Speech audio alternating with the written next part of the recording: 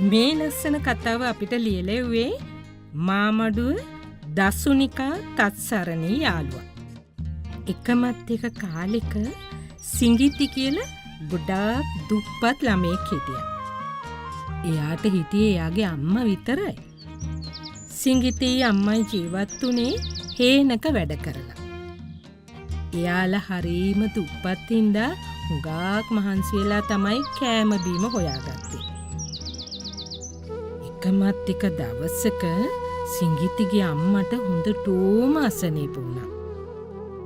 එයා සිංගිතිට මෙහෙම කිව්වා. දුවේ ගිහිල්ලා වෙද මහත්තයාව එක්කගෙන එන්න. අම්මා එහෙම කිව්වත් සිංගිති කල්පනා කර හිටියා. මොකද වෙද මහත්තයාට දෙන්න එයාලා ළඟ කාසි තිබුණේ නැති නිසා. ඒක තේරුම් ගත්ත අම්මා අමාරුවෙන් මෙහෙම කිව්වා. පස්සේ කාසි දෙන්නම් කියලා වෙද මහත්තයාට කියන්නකෝ. අන්තිමේදී සිංගිති වෙද මහත්තයාගේ ගෙදර යන්න පිටත් වුණා. වෙද මහත්තයාගේ ගෙදර තියෙන්නේ කැලේ මැද ගමක. උන්න සිංගිති කැලේ මැදින් යනකොට දැක්කා ගහක් ළඟ අමාරුවෙන් ඉන්න හිඟන්නෙක්.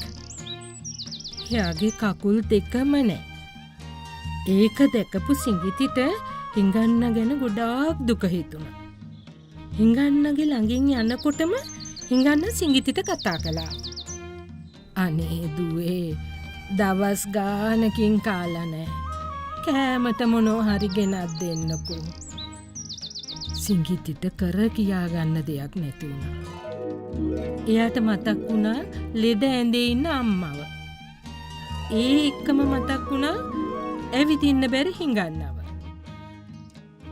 ඉතින් එයා අන්තිමේදී තීරණය කළා හිඟන්නට උදව්වක් කරන්න. සිංගිති කැලේට ගිහින් පළතුරු ටිකක් කඩාගෙන ඇවිත් හිඟන්නට දුන්නා.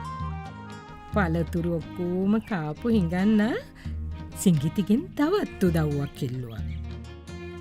දුවේ පුළුවන් නම් මට වතුර ටිකකුත් ගෙනත් දෙන්නකෝ.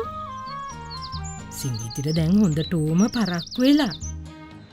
ආයෙත් කැලේට ගිය සිංගිති හිඟන්නට වතුරත් අරගෙන ආවා. සීයේ මට හොඳටම පරක්කු වෙලා. ගිහින් එන්නම්. සීයා පරිස්සමෙන් ඉන්න ඕනේ. මෙහෙම කියාපු සිංගිති සීයට සමු දීලා යන්න හැදුවා විතරයි එක පාරටම ලොකු එළියක් මතුවුණා. අර හිඟන්න ගහ ඇතුළට ගිහින් රුක් දෙවියෙක් විදිහට මතුවුණා. සිංගිති හොඳටම බය වෙලා. රුක් දෙවියා මෙහෙම කිව්වා. නුඹ වගේ කරුණාවන්ත හදවතක් තියෙන දරුවෙක් මට කවදාවත්ම හමු වෙලා නැහැ. දරුවා මොනවද මගෙන් නුඹට ඕනේ? අනේ මගේ අම්මට හොඳටම සනීප නැහැ. පුළුවන් නම් අම්මව සනීප කරලා දෙන්න. සිංගිති රුක් දෙවියගෙන් ඉල්ලුවා. දරුවා දැන් ගෙදර යන්න. නුඹේ හැම ප්‍රශ්නයක්ම විසඳිලා තියෙවි. රුක් දෙවියා එහෙම කියලා ලොකු කාසි මල්ලක් සිංගිතිගේ අතේ තියලා නොපෙනී ගියා. සිංගිති වෙද මාමලගේ ගෙදර යන්නේ නැතුව ආයෙත් ගෙදරටම දෙව්වා. එතකොට එයා දැක්කා අම්මා සනීප වෙලා ඇවිද ඉන්නවා. සිංගිතිට හරිම සතුටුයි. එදායින් පස්සේ සිංගිති අම්මයි ඒ කාසි වලින් සතුටින් ජීවත් වුණා.